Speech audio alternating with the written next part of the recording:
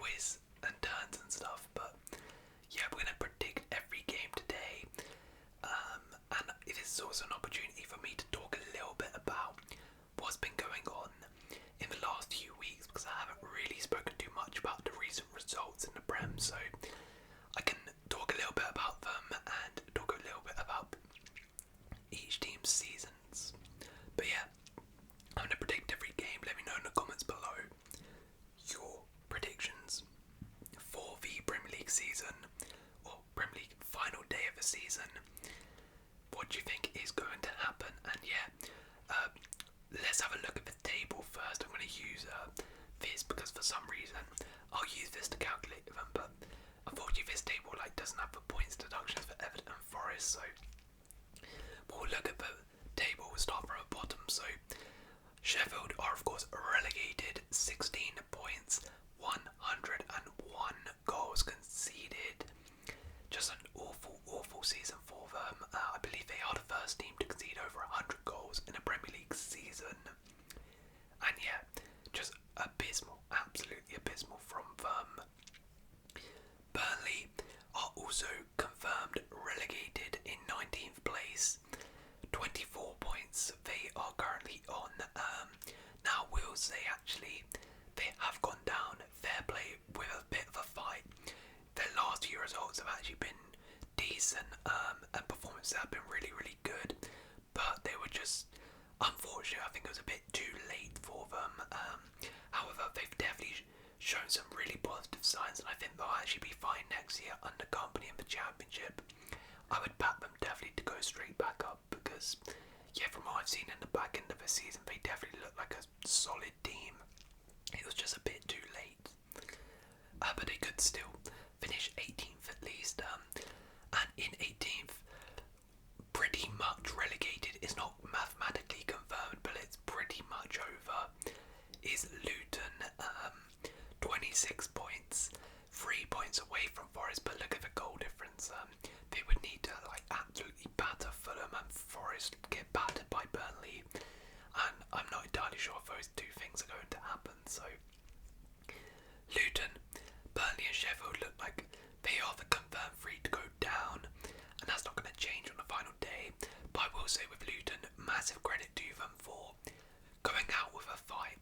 I think this season many people thought they would be here and do what Sheffield have done, get battered and be awful, but Luton have actually been the best out of the promoted sides this season, and almost taken it down to the wire in terms of the relegation battle. So full credit to them, and Rob Edwards, they've done fantastic, but unfortunately just didn't do quite enough.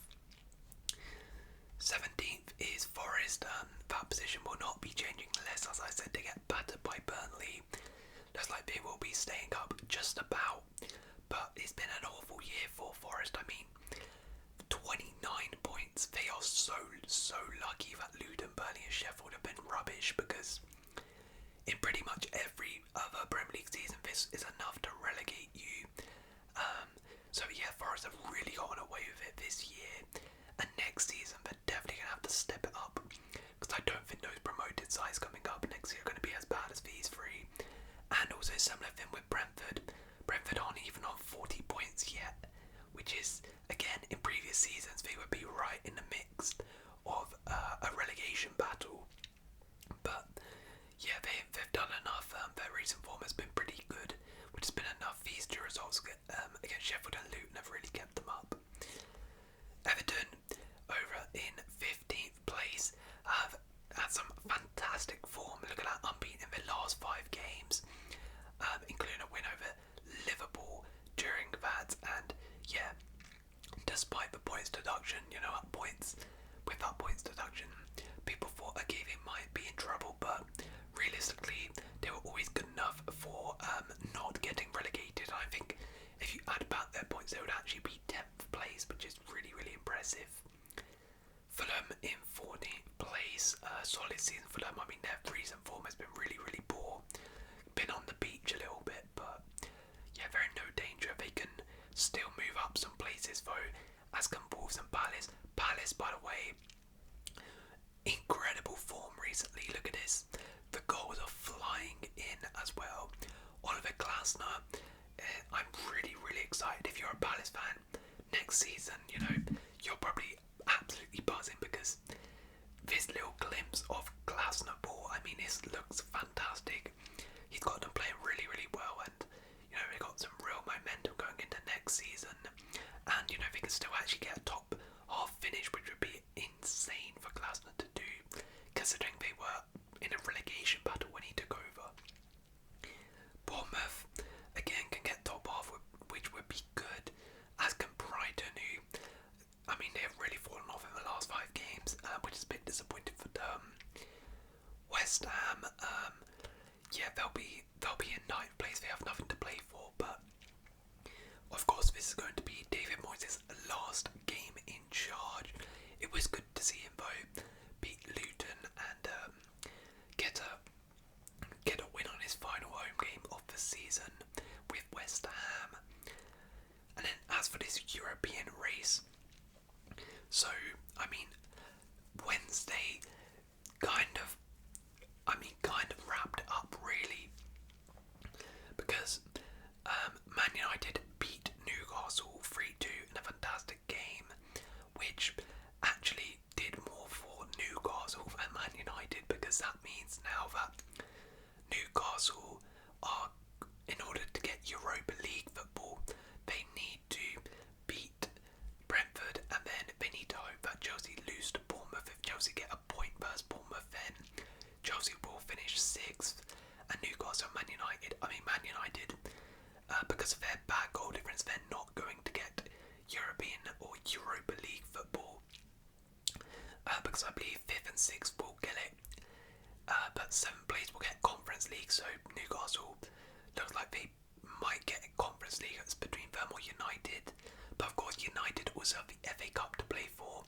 If they win that, then they're in the Europa League, and then 6th place goes to Conference League, so that is United's best chance of getting Europa League football.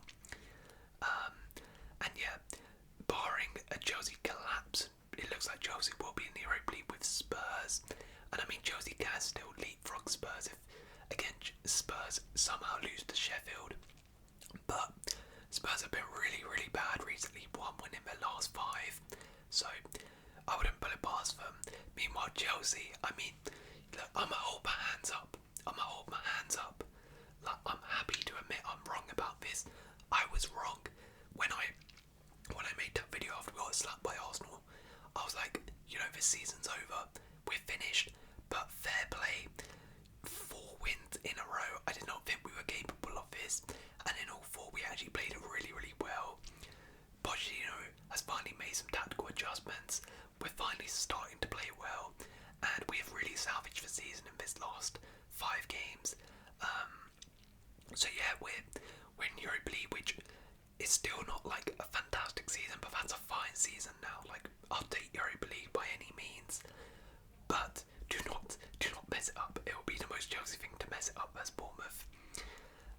Yeah, Champions League is also confirmed. Villa are in the Champions League despite maybe limping over the line a little bit. But what an achievement by Villa. And Unai Emery, absolutely fantastic. Liverpool will be finishing 3rd, but they'll have their final send-off versus Wolves. And then of course the title race. Yeah, so with this win, Man City beat Spurs 2-0, and that was pretty funny with the whole Spurs and the fans thing. Briefly on that, obviously Spurs fans didn't want to win that game because that would help Arsenal win the league. And Ange, of course, got angry about this, and kind of went on a little bit of a rant about it, clashed with some fans, but I see both sides. I see the Spurs fans' perspective, because if I was a Spurs fan, I would be the same thing. You've finished in the top 4 many times. You would have a slim chance of getting in the top 4 anyway if you won. So you would much rather just not see Arsenal win it and you finish 5th than you win it and have a slim chance of Villa dropping and you go in top 4. But I also see Ange's perspective that he's a professional, he wants to win, and the fact that Spurs fans were celebrating losing, yeah, that's not good enough, and that's a weak mentality. I was a Spurs fan, I would be like, okay, I'm backing the boys for these 90 minutes. I want us to win. But then if we don't win, okay, fine, I'll accept it. Anyway, that result means that Man City are 2 points clear at the top of the table, going into the final day of the season. So in order for Arsenal to win the league, Arsenal, if they do not beat Everton, then the league is done no matter what happens at Man City. Arsenal must beat Everton to have any chance. And with the goal difference tight, this is where it gets a bit tricky. So let's say Arsenal win.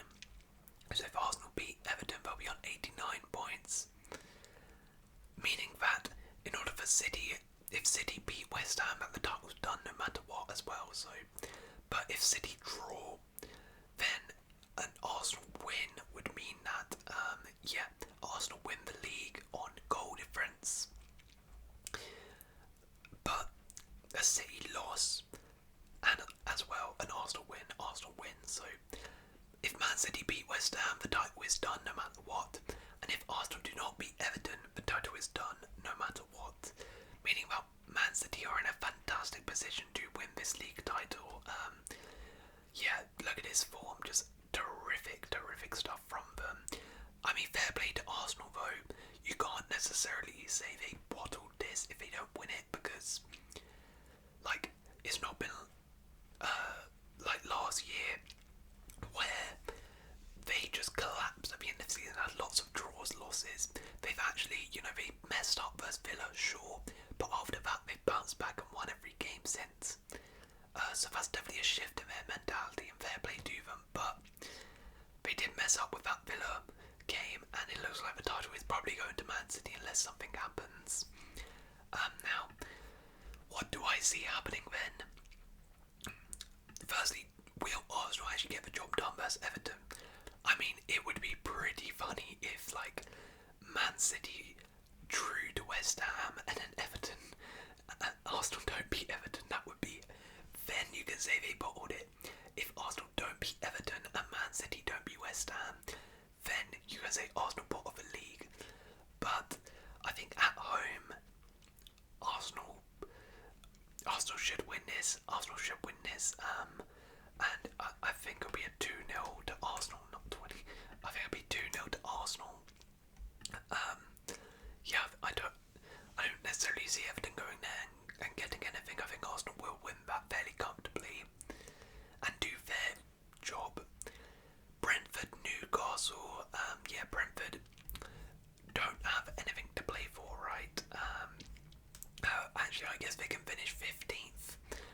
Newcastle, though, I mean, they need to win. They have to win in order to have any chance of getting into Europa League spot, and also if they want to secure a Conference League spot, they cannot afford to drop points in this game. Just 1 point with.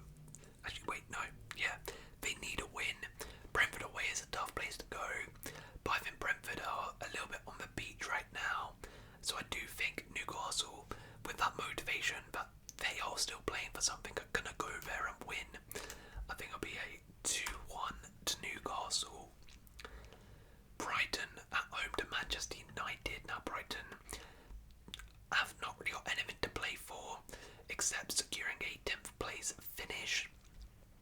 They've not been in good form, but Man United have been a mess recently. Did get that big win versus Newcastle, but especially away from home, you look at this, they got smacked up by Palace 4-0. Away from home they don't travel well. Brighton as well, I feel like they've been a bit of a bogey team for Man United in recent years. I always seem to think that Brighton always beat Man United, no matter what. I mean, United still can get at least 7th. They probably won't get 6th, but they can get 7th. Away from home at Brighton, though, as I said, Brighton always seem to have their number. I actually think Brighton are going to, want to go out of the season with a bit of a bang. So I actually think it'll be a 2-1 win to Brighton, and Brighton will beat Man United to end any hope of United getting into Europe through the league this season. Burnley, Nottingham Forest, both teams have nothing to play for. Burnley already relegated. Forest are finishing in 17th.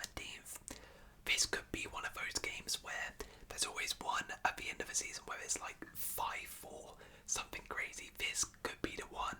This could be the one. Like, if you want to make some money, put a bet on this being like a crazy score, because both of these have nothing to play for. They're probably just going to go out there, have some fun, might experiment a little bit.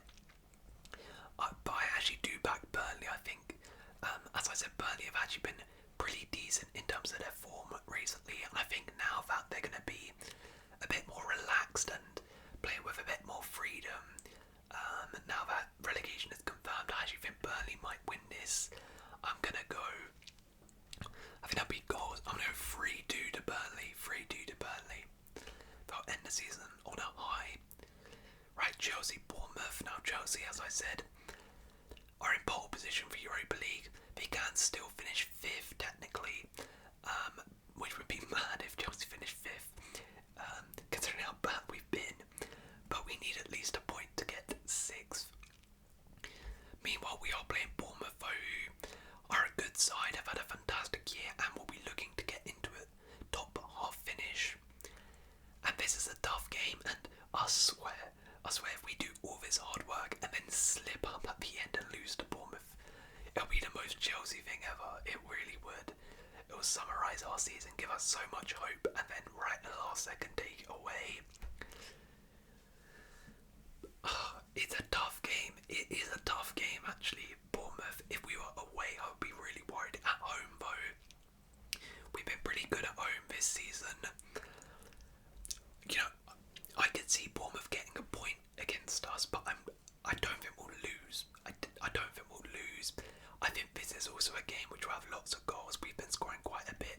Bournemouth are very good going forward as well. They're quite a fearless team. I'm a pessimistic fan, so I'm going to go 2-2.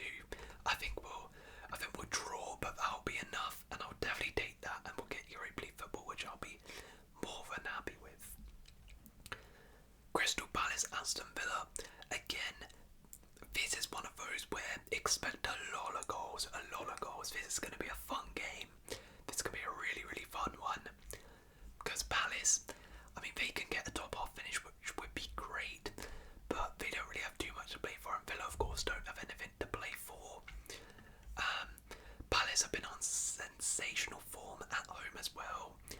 Villa have actually been bagging in the goals recently. 3 goals versus Liverpool, really, really good. 2 versus Chelsea as well. Palace have been banging in the goals. 4 versus United, 3 versus Wolves, and 5 versus West Ham. This is going to have goals in it for sure. Palace are on fantastic form, so I think it'll be a 3-1 to Palace. 3-1 to Palace, and they'll end the season on a massive high. Liverpool, Wolves. This is going to be a fun one as well. Both teams have nothing to play for, except this is Liverpool. Of course, Jurgen Klopp's last ever game as Liverpool manager, last ever game at Anfield, which is going to be really, really emotional. It's going to be really, really emotional for him. I'm expecting a massive, massive send-off. And I think, you know, it's going to be sort of a party atmosphere, an emotional one as well. And I think because of that, you know, it's going to be a fun game. I don't think Wolves are going to go there, and it would be pretty funny if on his final games Wolves went there and beat him, but I don't think they'll do that. I think Liverpool will be wanting to give him a good send-off, so I think it'd be a nice 2-0, easy, comfortable victory to give Klopp a lovely send-off at Liverpool. Luton, Fulham. Again, 2 teams have nothing to play for, really. Luton already down. I mean, technically they still have hope. I mean, Luton, if they want to have a chance of staying up, they're going to have to, like, absolutely smash in the goals here. So maybe they're just going to go all out attack in this game. Fulham, I mean, Fulham can actually still finish pretty high. They can still get at least 12, which is not bad. But Fulham away from home have been absolutely abysmal this season. Yeah, not good away from home. Luton, this is their last home game in the Premier League for who knows how long. So I think their fans are going to be up for it. They're going to really like this one. as I said, they might just go all out attack because they need to score lots of goals. So I think it'll actually be 3-2 to Fulham. I think it'll be 3-2 to Fulham. Right, well, we'll get back to this, but Sheffield Spurs. Again, both teams have nothing to play for except Spurs. I mean, if Spurs could relinquish fifth, but I mean, that doesn't necessarily matter too much. And Sheffield, I mean, they'll be wanting to end the season on a high and not another loss, but Sheffield are at home. Spurs, you would expect them to win this, but I think, I think they'll win this fairly easily. I think we 2-1 to Spurs. 2-1 to Spurs. Right, Manchester City, West Ham. The big one then.